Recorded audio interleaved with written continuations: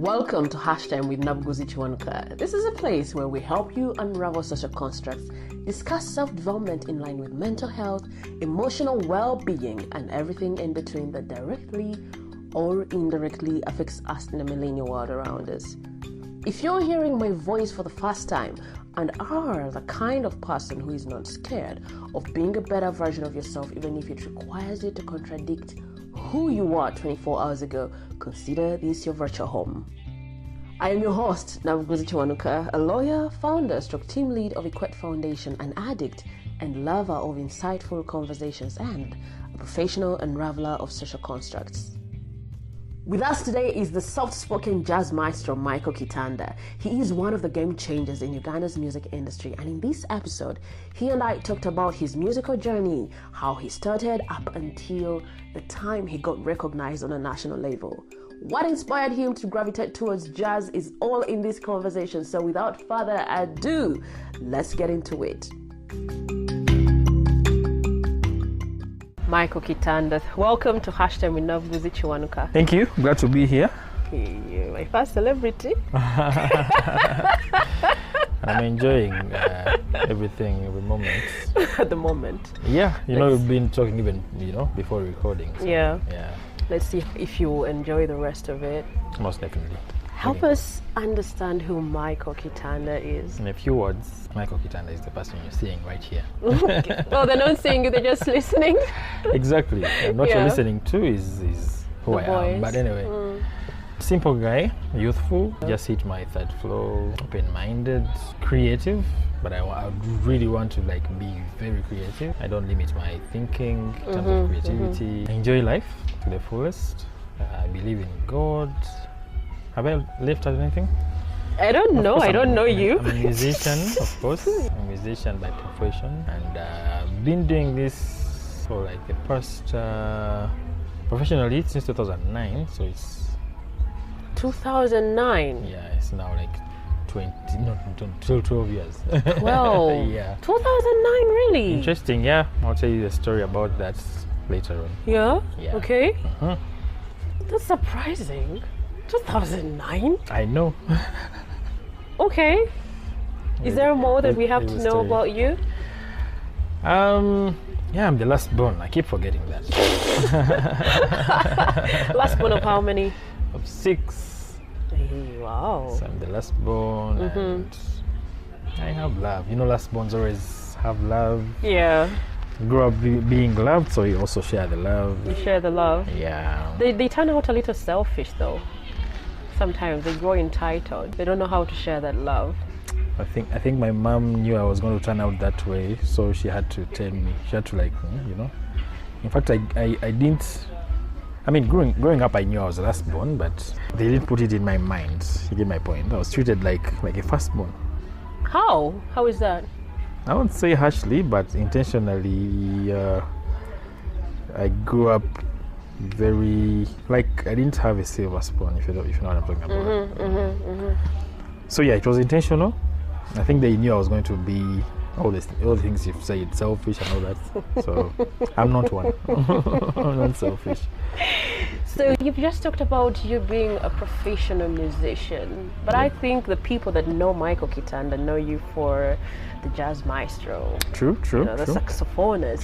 True. You're second to the Isaiah Katuma. This guy came out of the blue, I don't know, do they say the blue? Out of nowhere. Okay. And then he was doing things we don't understand. And before you know it, you have someone whose name you've heard, and they're doing the same thing. You're okay, so this is not foreign after all. True.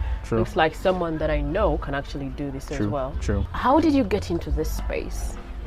Because when I look at you, you're the kind of person who has shifted. Yeah. But could I call you a culture shifter? Okay. We are used to Chidandali music, and then you are willing to step up and say, how about we try this? Yeah.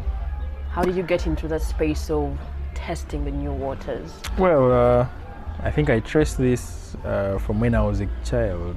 I mean, as early as 8. As early as 8? Wait, P1 is like how 6. old is 6? Yeah. Yes, as early as 6. I used to be a music collector. Music collector? Yes, I used to collect music. You didn't have time. Did you have time to play? A lot of time.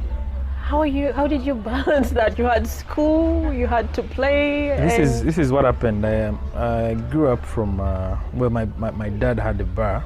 And you know what happens? They play music 24/7. Yeah.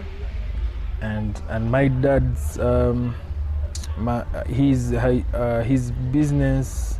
Okay, what he intended to do was to play. Was unique in his business. So the music he played at our bar was very unique from the other bars. Yes. Did you actually know what was happening in other bars at that age? You judge me. No, but anyway. I will judge you. Yeah, but anyway, he was exposed. Yeah. So he tried to bring whatever he learned from wherever he went to. So the music he played was very unique. Yeah. Jazz and all that, and people came to our bar because of the uniqueness and everything. Right. And of course the prices were hiked because of, you're coming to a unique place and they all knew that. the products they were coming exactly. So it was that classy then. I'm talking about like 98. So I think that shaped my mind in terms of the music I should listen to. Yeah.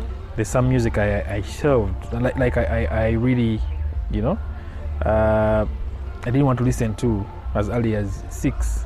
Whoa. Yeah.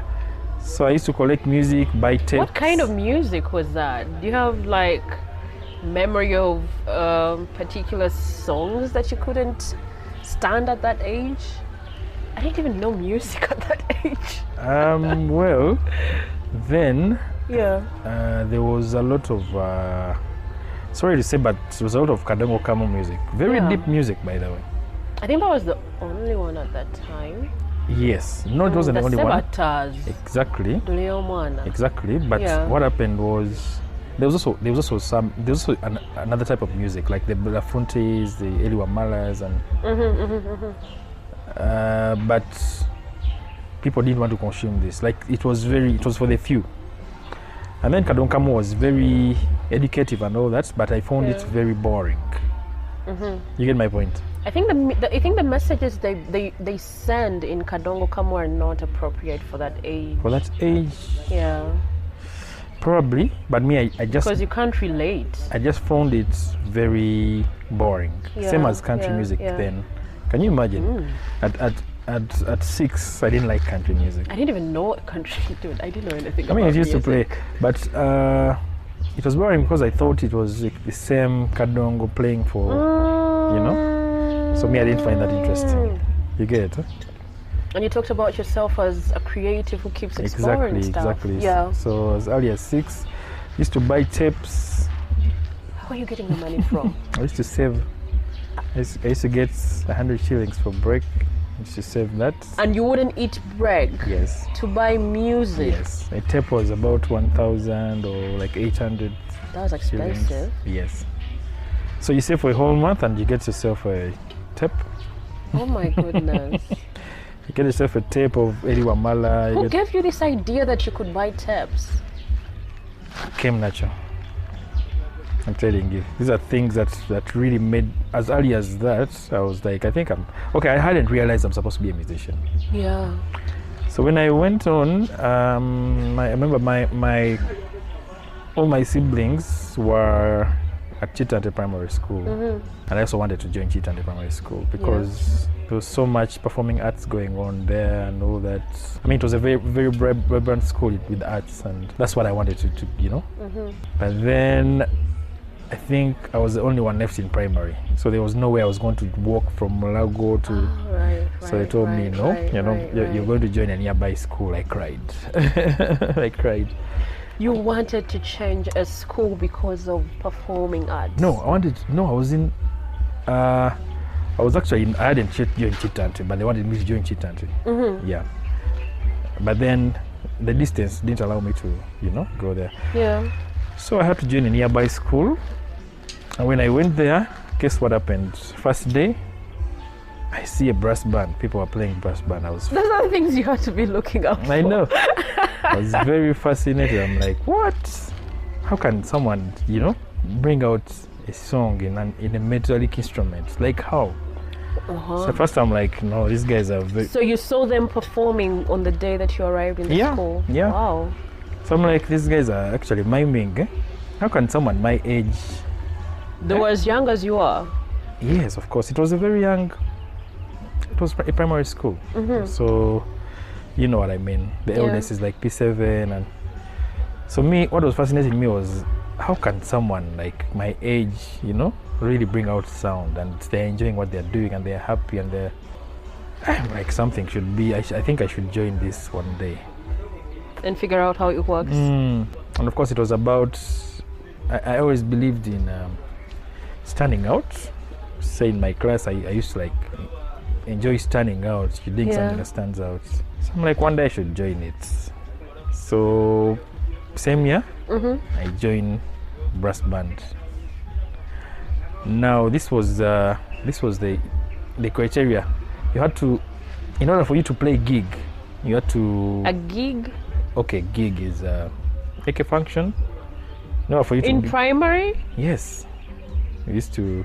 You people had functions to play at? Yes. Very young brass band, but we were a very busy brass band. Like every week we had a gig. You get? Outside school? Yes. One, we used to play for every Friday. We used to play at the assemblies for the school guys, and then after that we move out. That was a cool school. I know.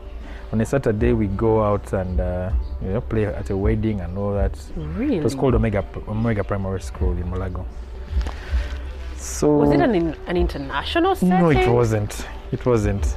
Normal education that we all had? Yes, it was actually normal education. That's quite a unique setup. Yeah, but I think it thrived a lot. I think the way they brought us up was like they were very hands-on with us, discipline and all that. Oh yeah. Yeah. So I joined brass band, and the criteria was, in order for you to actually now start playing a gig or join the brand. I mean, from when you're starting, you're supposed to like play from the sides. You play on things, and then after like 5 months or 6 or 1 year, then you're supposed to like join the guys. After 5 or 6 months. Or even 5 months or a year. Yeah. So the person who took the shortest time to actually play gig had taken about 3 months. Oh yeah. They were praising them, and guess what? We were doing rehearsals Monday, Wednesday, and Friday. How long did it take for you? 1 week. No, wait. Blowing your trumpet. No, seriously. You're going to lie to us. Seriously? A week? I'm telling you the truth. So I joined brass band on Wednesday. I play a song immediately. Had you tried any instrument before then? Not even a piano? Okay, we had the piano at home. Yeah. It was a musical home, and we used to do a lot of this. But getting an instrument and playing the song when no one has told me, you get my point? It was very, even for me, it was very strange. I'm like, okay. At some point, I'm like, now these things are very easy. I thought they were. So I'm like, they're overrated. So Wednesday, I rehearse. Friday, they call me to join the band. I told the guy, are you serious? Meanwhile, I was in P1. Still 6. P1 is like 6 or 7. Yeah. So I play a song, and then on Saturday they had a wedding in Rubaga. Now to play a wedding in Rubaga. Rubaga where? The church? Yeah. Hey, you're the people that we come to. We used to go to see people that came with the band. Yeah. To play a wedding in Rubaga, you had that I saw you. Maybe. But I don't remember the people there. But yeah, I used to stand out. I used to be the youngest. The youngest. So people love that brass band because there was a unique young guy who, that was me. So Saturday, they actually came to my home. They're like, why don't you? I mean, you're supposed to come. I thought they coming. There were no phones those days. Like, they're supposed to communicate to you that you're supposed to play the gig today. I'm like, what? I started on Wednesday. I'm like, I'm not coming. Yeah. Because I hadn't believed in myself, and yet 6 is what? I know. So I went on. That's when I discovered, you know what? I think I can actually do this. Yes. A week? Yep. It's not even a week. It's not a week. It's 2 2 days. Yes. That's how I realized. I think I have a special.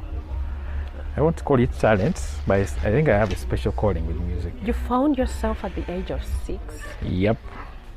And then What? the story is I played in the brass band from P1 get to P5. That's when now my parent was like, my mom particularly, so rest in peace, she actually realized, you know what, I think these guys are using my son.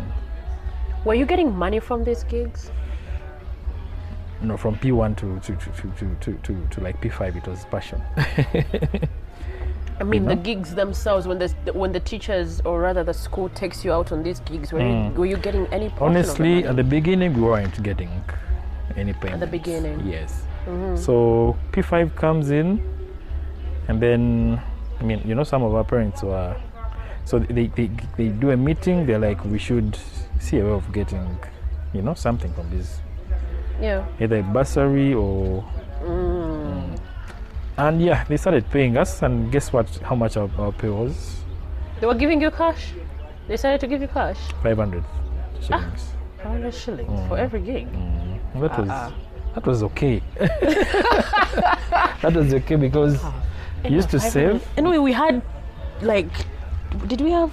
No, we had 200. 200 was 50. 50 was the least. Yeah. 500 was okay. 500 is an equivalent of like 2K right now. You give a P5 kid 2K right now, they'll be happy. Okay.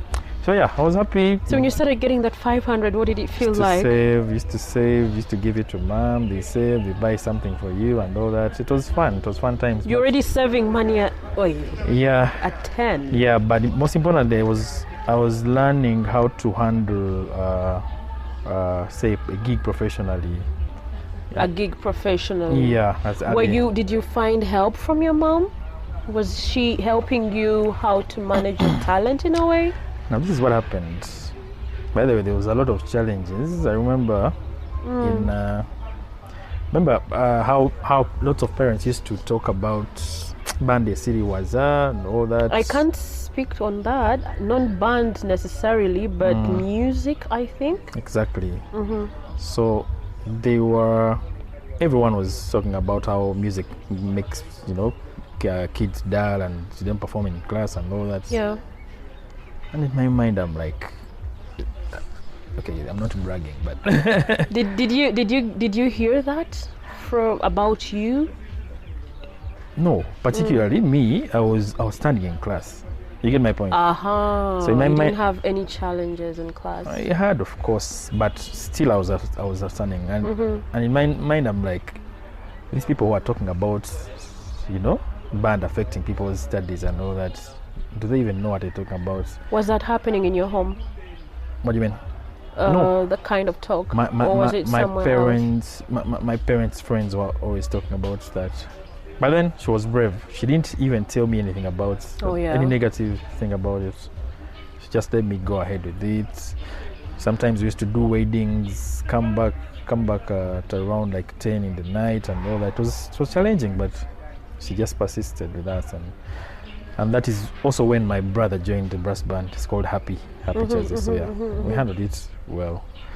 So we go on, get a bursary, study in the same school. Yeah.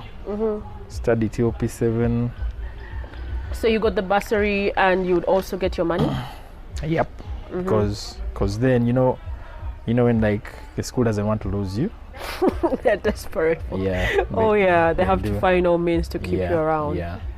So that's what they did, and at P7 I was actually training. Training what? Training the kids. Who was training? by the time you joined the school, who was training you guys? We had professional trainers. Whoa! So by P7, I think the director was like, "Why am I paying these guys?" I have an in-house person. Yeah, this guy is getting money. This guy is getting a bursary. So yeah, I trained them, of course. And there was no extra cash. No, there was. They just kept you there with the bursary. Bursary, and I think I had upgraded to about 1,000 shillings then per gig. Yeah, which was okay, really. You eat your Rolex. Rolex by that time was about... You knew a Rolex at that time. I didn't know Rolex was about 300 shillings. So you get Rolexes have been there for that long? Yeah, but I didn't have that name. The name Rolex just came a little later. Oh, you just get the chapat in Exactly. So the name Rolex just came a bit later. Anyway, after P7, I now went to a school that doesn't have a brass band. A secondary school as a center of when you were doing a school selection, did you ever put that in mind that if I'm to join a school, they have to have a strong musical aspect in it? First of all, my mom always saw me as a doctor. As a doctor? Yeah. Without her seeing you as a doctor, what were you looking at yourself as growing up? Did you, when you were doing the music collection and doing the brass band, is that something particular that you wanted to be?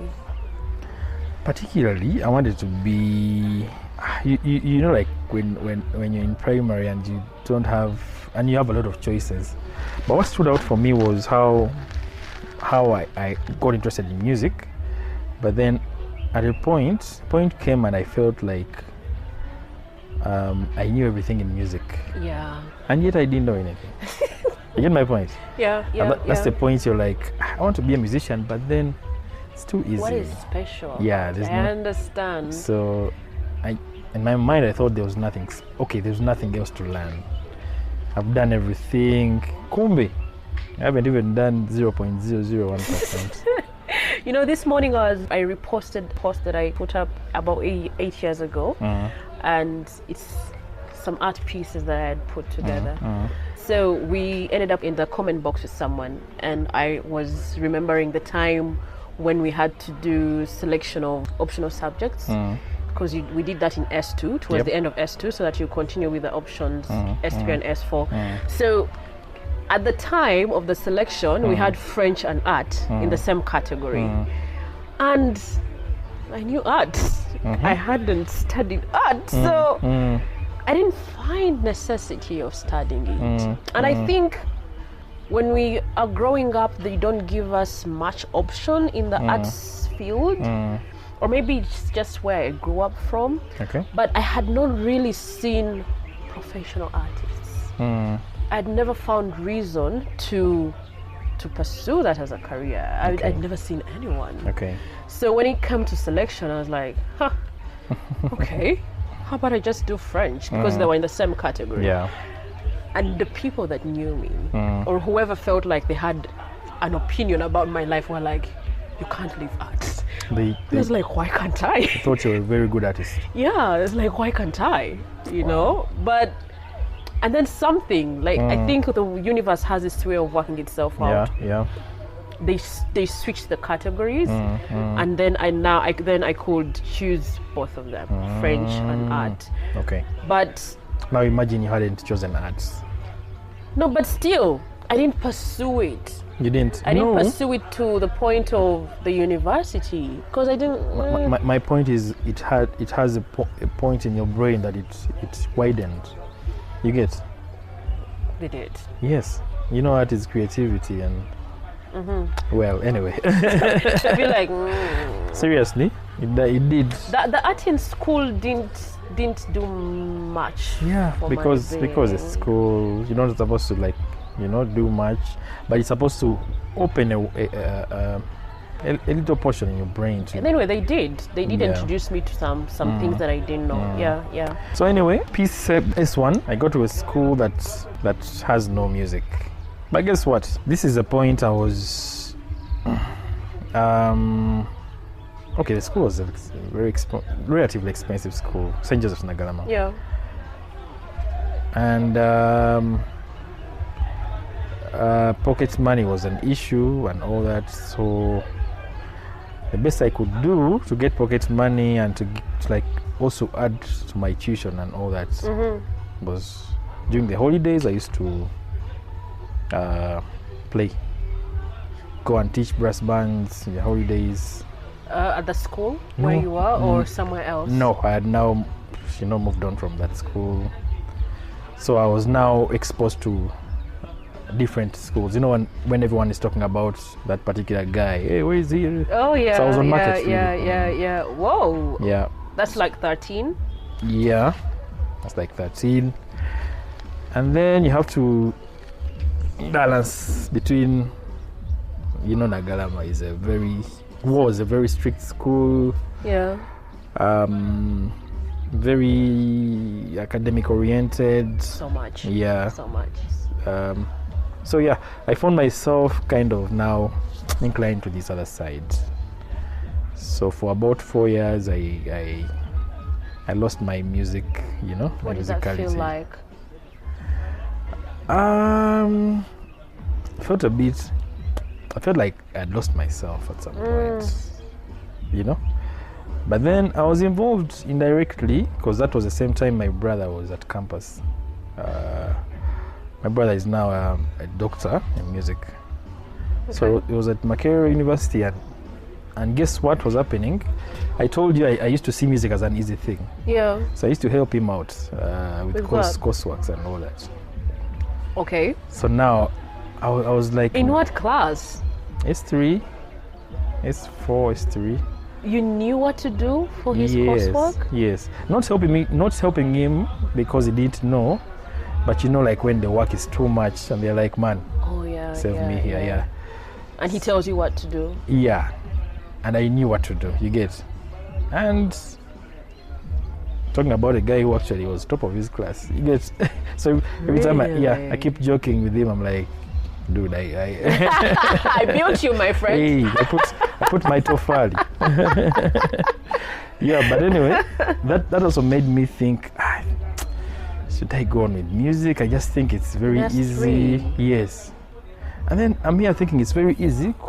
Some people actually doing music at university don't find it that easy. That's when I got a talk from someone who told me, you know what? With music, you either created a musician or not. So you got that talk because you took an initiative to consult, or did someone just figure out that you were struggling? Someone just figured out I was running away from music. Oh. Yeah, I was also not very good, but I was a good mathematician. You know when the sciences kick in. And all that. Yeah. So now were you focused on being the doctor that your mom wanted? Yeah. Yeah, but the music in me was there, you get. Yeah. I used to appreciate good music. I used to appreciate unique music. Now that was the point I was actually having a lot of kajanja. I didn't consume any music that came to my ears. Yes. People used to actually think, man, this guy is way older than us. I understand. Because of the music I used to consume. Yeah. I mean, those were days of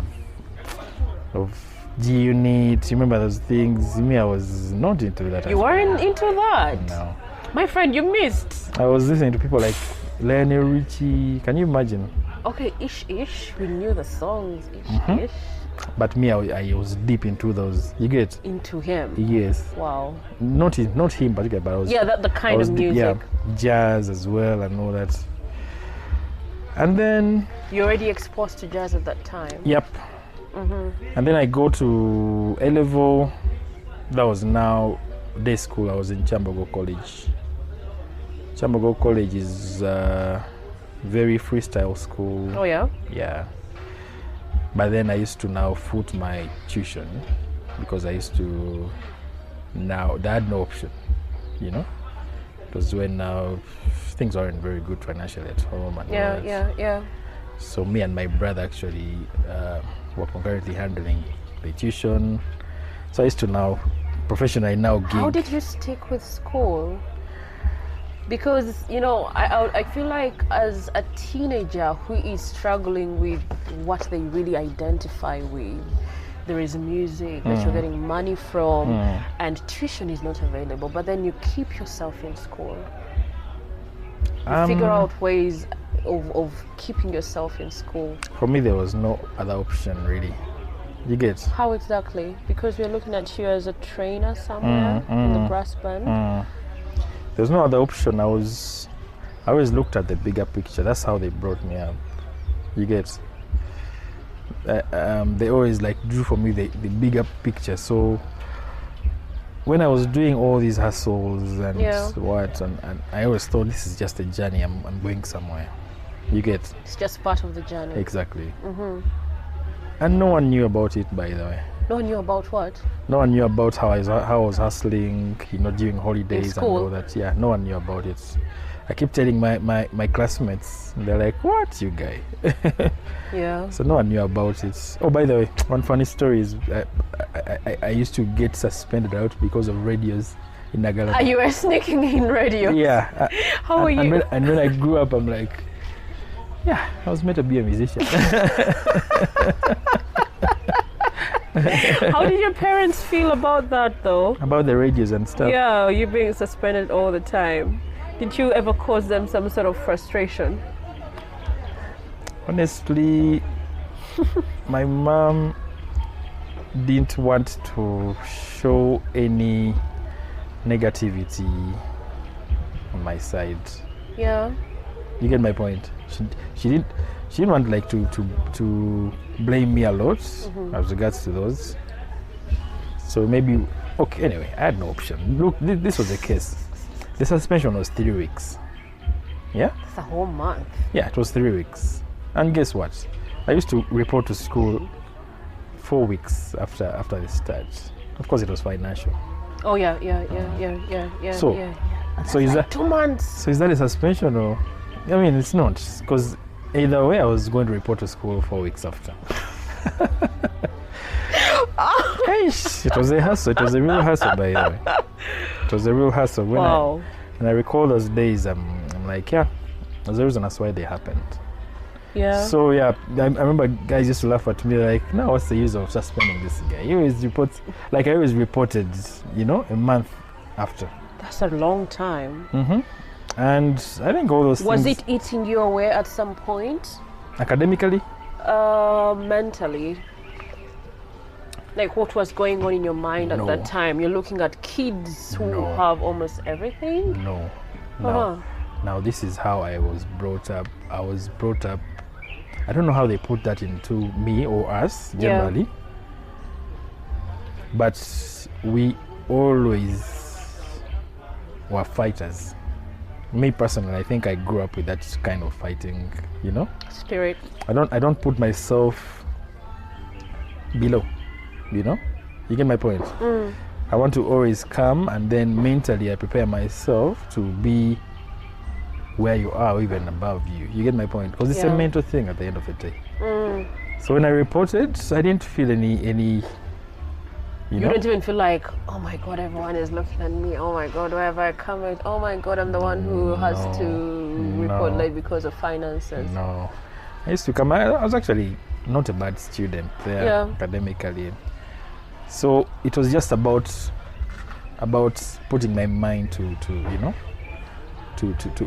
and not putting myself down because of where I come from. And I mean, what you are didn't affect who I am. Because I know I studied with a lot of people who are rich kids in quotes. But I didn't mind about that. So I was just focused towards the big thing, and A-level had to come. I got my points that were not enough for me to go for government sponsorship. Yeah. But then I got veterinary medicine at Makerere University. If it was a government sponsorship, what did you want to be? No, you know what happens if you get your 18? Well, 18 those days. It was something huge. 26. It was 26, right? Pardon? 25. Yeah, no, I'm talking about 25 was 25 was the maximum. But if you got your 18, and you wanted to get medicine, you wouldn't get it. They would give you and I didn't see myself in Gulu. I saw myself in Kampala because I wanted to keep working. Yeah. So they'll give you a course like maybe environmental science and all that at government. And then I saw that as something you couldn't work with. Yeah. I'm like I'll be killing my dreams. So I joined a veterinary school on privates. Yeah. And this is where I started. You're still hustling. Yes. Oh my God. Because now totally the hustle never ends. Yeah.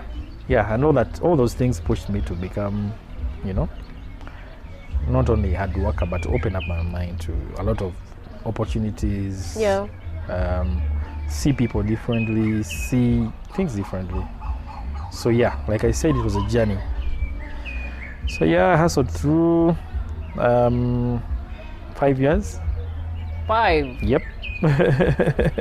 5? 5 years. That's a long time. I know. You guys take as long as these doctors? Mm-hmm. It's actually way tougher than... Oh yeah? Yeah, because you have to study about 30 animals and all that. 30 animals. And some of them actually have, say, the system of the normal human being. So it's much tougher. Did you like it? Honestly, the goal was for me to go there, do the 5 years, and then go and upgrade, say, in like gynecology, human medicine, like public health and all that. Right. And then you reach 3rd year or 4th year and you're like, Eish. Now that's when I started getting like gigs of I remember Isaiah Katuma called me up in 2000. He called you? Yeah. How did he find you? I think he was looking out for, people to work with? Not just people to work with. Mm-hmm. It's a guy who was very particular. Isaiah's, it's another story about him. Isaiah always looked out for quality. He is quality. Yes, exactly. So he knew there was so many saxophonists. They were there? Yeah, they we were didn't there. know them. I know. You're the first person we knew. I know. Okay, I knew. Maybe other people knew others. Sure, yeah. So met him and we exchanged numbers, and then on Monday he calls me. He's like, dude, I have a gig for you. I'm like, what? So the first gig I did paid me quite some money. If you know what I mean. Could you believe it? Could you believe how much you had gotten at that time? That's now when I started being like, you know what? I could be in the wrong place, right? Yeah. So that anyway. was in your 3rd year. Yeah. Anyway, strived on with the hustles and all that. Finished school, and that was when I was balancing. You stayed. Mm-hmm. To the 5th year. Mm.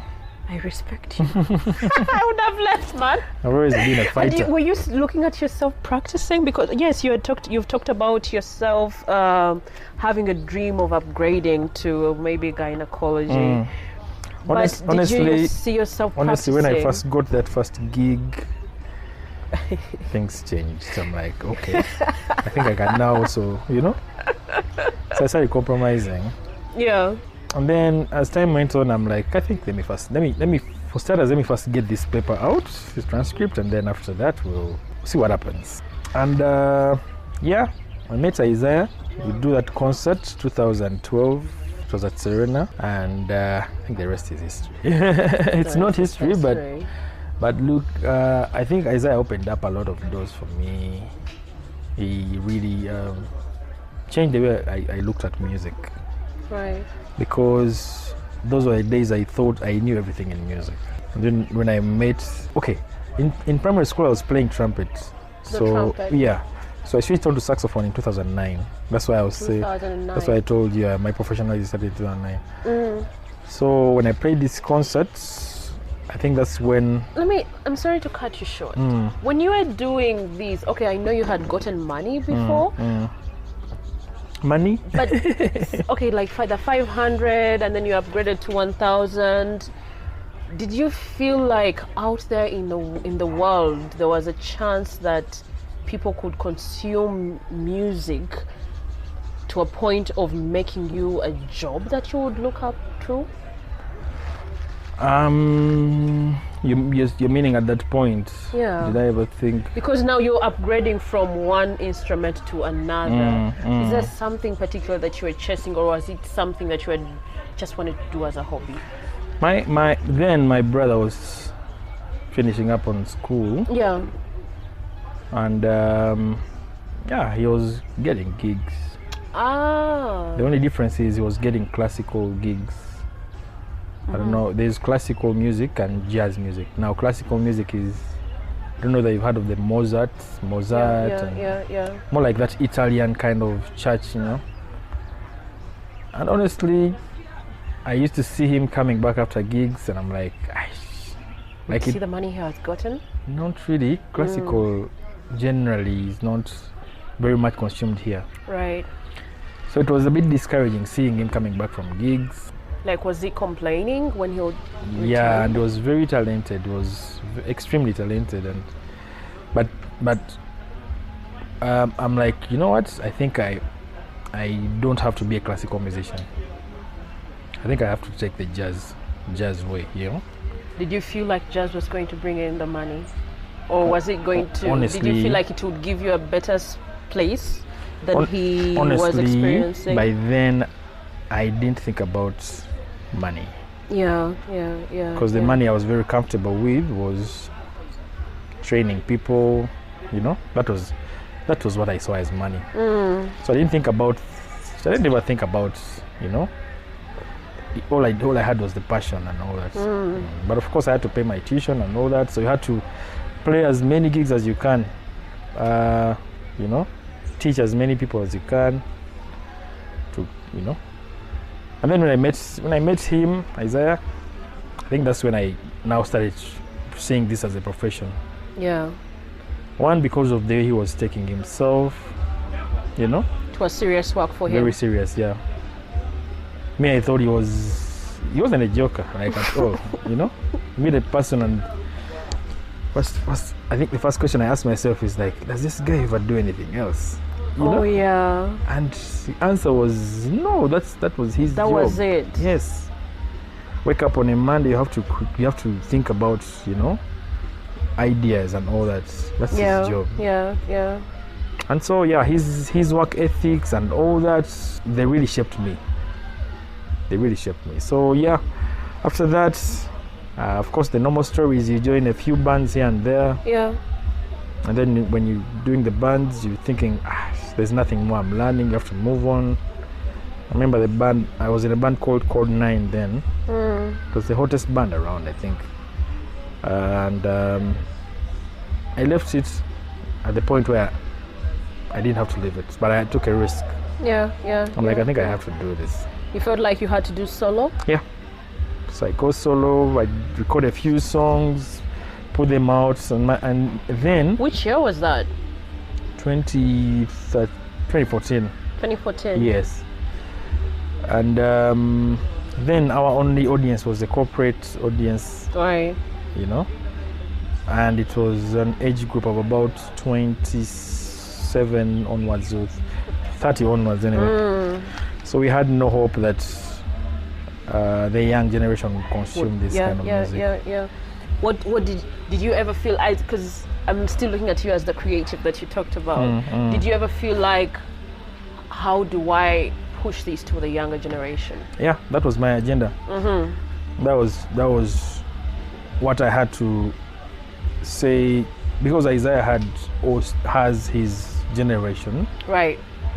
So in my mind, I was like, I think I can balance the two. I can come, appeal to his generation, and appeal to my generation as well. And in a way that kind of widened, you know, the fan base of... When you push to the other generation? Yeah. It widened the fan base of jazz. I don't want to use the word jazz, by the way. Why? Because jazz is a very wide word. But I'll talk about it anyway. Yeah. So anyway, in short, I think most of us just, I don't know about others, but I understand jazz to just be the saxophone, or I don't know. Can I go deep into what jazz is? Okay. To help us understand. Okay. Especially for the people that feel like, that's bougie stuff. Yeah. I really want to give an analogy of, say, let me give an analogy of language, yeah? You're speaking the same English language. Yeah. But there are some people who can actually express the same statement that you're expressing in a very much sophisticated and unique way. Right. More like poetry. You get my point? Yeah. Someone can actually express what you express simply in a very unique way. So jazz, first of all, is about self-expression. You're hearing a song, but can you actually now create in your mind to make it unique? Oh. same way someone actually decides to use an idiom, proverbs and all that. So jazz is meant to open up not only the artist's mind, but also to the listener's mind. Consuming jazz is very much wider deeper than what people actually think. So yeah, but of course, to get to that level, you have to, first fall in love with jazz. So jazz is not necessarily instrumental music. I'll actually challenge you that do you know that a voice is also an instrument? Yes, you know that. No. Yes, it's an instrument. How? An instrument is supposed to be metallic physical. or physical. You have to touch it. No, your voice is also. Because I said you play any musical instrument. I have a voice. Yeah. The voice is a music instrument. Really? So there's some jazz songs that are actually sung by voice. Now, what determines whether it's a jazz song or not is how expressive you are. I think that's complex. It requires a musician to understand that. Not really. Or not really. The consumers of jazz. Let me put it to this. Let me put it to this basic. A song like "Baby Jesus." Yeah. Someone can actually come and sing it in a very, very unique and sophisticated way, but sing the same things. Yeah. So they are putting their mind to it. They are putting their creativity to it. They are putting everything. That's why there's a saying that jazz musicians always bring out what they have at hand. We don't lie. What they have at heart. We don't lie. Guy, get out of my face. Seriously. You get me to play a gig when I'm. No, seriously. You get me to play a gig when I'm not in my moods, when I'm not happy. Yeah. I won't give you the best. I'd rather be like, you know what? I don't want. That's why you have to always be at your best spirits, Yeah. To bring out the best in you, to now be able to make people connect with yourself, your spirit, and then they'll have a good time. Right. So jazz is way deeper than you listening to an instrumental song, and it's very much deep. Yeah. I'm going to delve deeper in it. I really encourage you to because you're that type. You're very. What should I say? You're very freestyle. You're very, I don't know, sophisticated. You're unique. Anyway, jazz is very unique. That's what I have to say. And it involves a lot of improvisation. Yeah. And improvisation is what we go through in daily life. You can't handle the same situation the same way. You always require different. Your mind has to be active. Exactly. You basically rely on your mind. Exactly, and that's jazz. So you've shared just a bit of your life, True. But the podcast, if you listen to most of the episodes, yep, we talk so much on mental health. Oh yeah. Because initially there was this imagination that mental health is not an African thing. Yeah. Africans are strong, yeah. But you've shared, I think, has this been out before to the public, what you've shared with us? You've taken us behind the curtains. No, by the way, it has not been in public. You've taken us behind the curtains. Seriously. And I haven't talked this deep about myself. Yeah. At the point I felt like crying. Get out. Go away. But yeah, anyway, really and strip myself. Yeah. Yeah. How did you manage? Okay, you've talked about how you were brought up, but on a personal basis, life can really get overwhelming. How did you keep your mental health in check? Because you're saying you had to look at the bigger picture. Yep. How did you stay stable? Nothing threw you off. Even when we were getting the money, you stayed on track to pursue your goals until you finished campus. Yeah. And then started venturing into what you really wanted before. Yeah. I think I would put credit to my mother. Your mother? My late mother. She was I want to use the word lion. She was a lion. A lioness. She was actually a lion, not even a lioness. She always fought through. We at one point were at a point whereby we had everything at home. Yeah. And then just in a split second, you know, things started changing. But during these times, she never was negative at all. She always talked positive. Yeah. She always didn't want you to notice things that are not good. I don't know whether that was good, but it was actually. Yeah. She always didn't want us to notice, you know? But I feel like at a certain point you noticed things weren't actually good. I did, of course, when you're talking to people around your home, you keep talking about, you know, how, you know. And then the environment I grew up was not the very best. Yeah. Mulago wasn't the very best place to grow up at. It was so much of a ghetto. At some point it became a ghetto. So, you know what comes with the ghettos? Right. Drugs and all that. I honestly don't know how I didn't look into that side. Yeah. I don't know how I skipped that. Because I think, like I told you, I looked at the bigger picture. And for me, what drove me was, it was either that bigger picture or nothing at all. You get, I had no other option. Whereas someone else might be like, did she ever sit you down to tell you about, you know, the environment looks like this, but then you have this that you have to go after? Was she ever in that space? Particularly, I think, me personally, she didn't. Oh yeah? She did. I think she did that psychologically. I think the only advice she used to tell me was, when you go out there at school, don't try to admire and be like, you know, no one else. Try to be yourself. Be yourself. Yeah. And at school I was loved a lot because I was myself. Yeah. You know, like that broke guy who is loved by a lot of people. That broke guy. Yeah. Seriously, by the way. Yeah. And for me, that kept my mental health in check. Like you're loved. You're loved by people who you think are very, you know, well off. Yeah, well off. And someone just comes, gives you a whole maybe carton of milk and oh yeah. Yeah. So hey, for real. And this is a fact. I didn't pack any stuff when I was going to school. People would give you? Yes.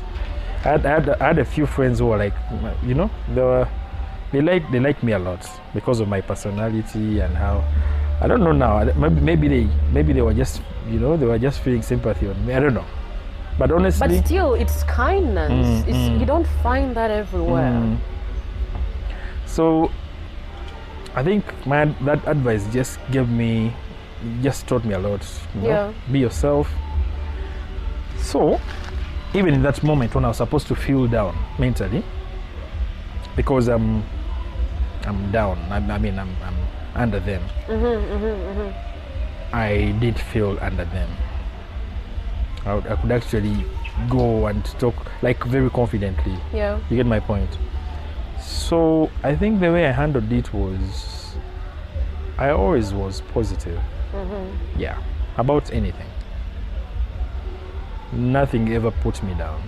Of course I used to fight with a lot of thoughts. Yeah. You know?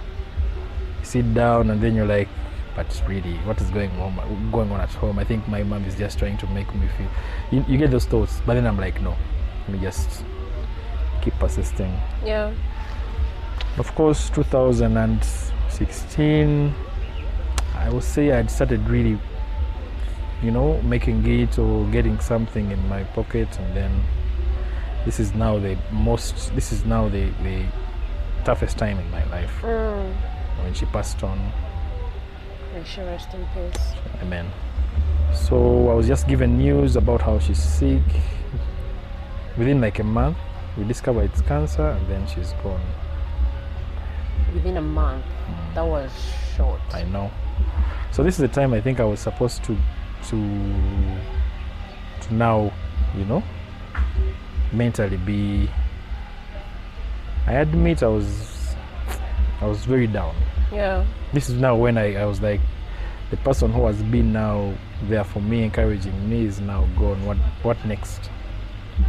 That's when I felt life was meaningless. Yeah. But I think because of how friends were there for me, they used to encourage me. Some of them had gone through that. They're always around me. I haven't gone through it completely, but I managed so far to, kind of heal. Yeah, but it was very, very, very, really, I think that was the toughest time of my life, mentally. Yeah. But anyway, my thing has always been positive living, positive thinking. Positive thinking. Yep. I think it has even, because okay, the word mental health and mental illness and all that. Yeah. I don't want to think about it that way. How do you want to think about it? I think when you think about it that way, you're making it seem like it's some big. Yes, it's big. It is big. But your mind is supposed to make it small. Yeah. You get.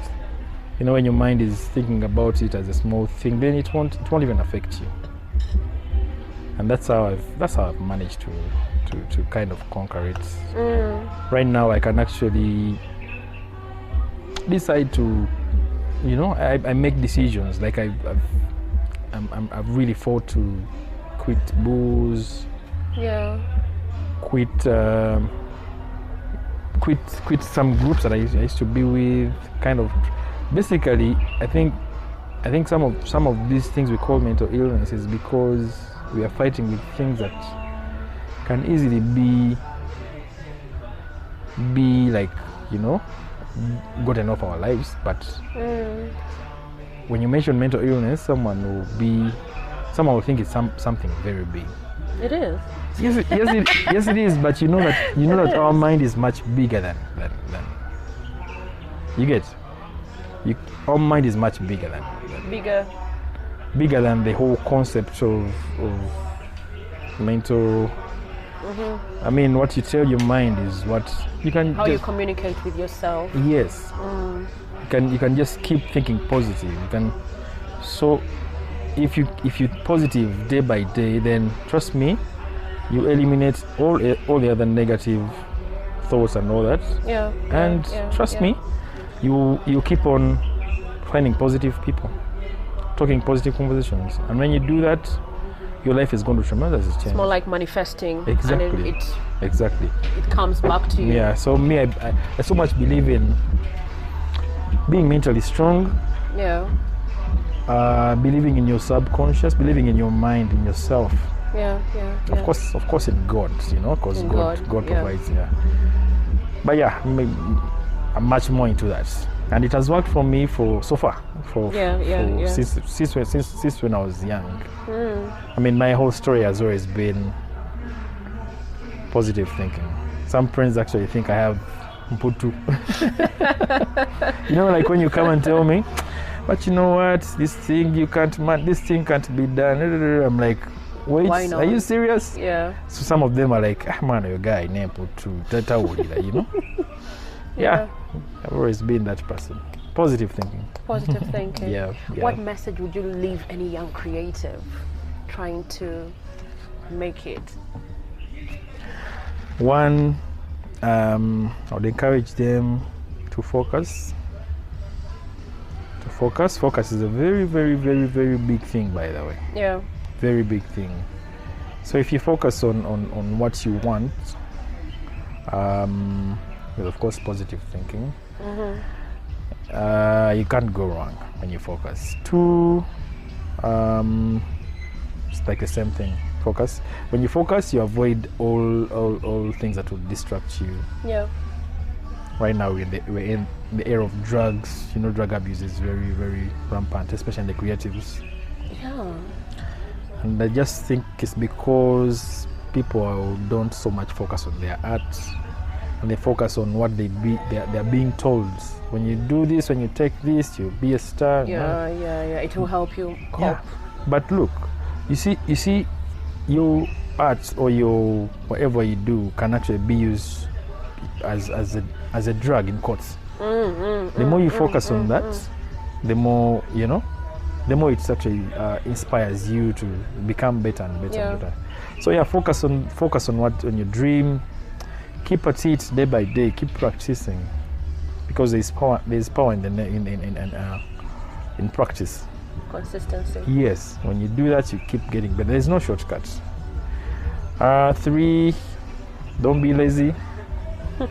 Don't be lazy. Yeah. Your mind as well. 4, what did I want to say? The most important is trust in God. Trust in God. You're trusting God. God always has a plan for us. Yeah. Is there any other? Do you have any other point? I'll emphasize positive thinking. Positive thinking. Yeah. It has really worked for you. It is really working for me. Yeah. And it's really working for millions. Thank you so much, Kitanda. You're welcome. Nabuguziti one. Oh, by the way, I think I have. Why this name? As in, you don't have a English name, or? We are walking away from colonialism. I know. Okay. Is that the reason, though? Ish. Okay. It is part of the reason. Yeah, but it's actually a very unique name, Nabuguzicho. I usually want to call you NK. It's okay. Because when I'm signing out, I'm like HTNK podcast. Nice. Follow it on Twitter. Nice. Yeah. I've had fun, and thank you for hosting me. Thank you too. I hope to... For sharing 1 hour of your life. It's been 1 hour? Yeah. Are you serious? Wow. You want to do more? I can talk. I didn't know I can talk. But I enjoyed my time. Thank you.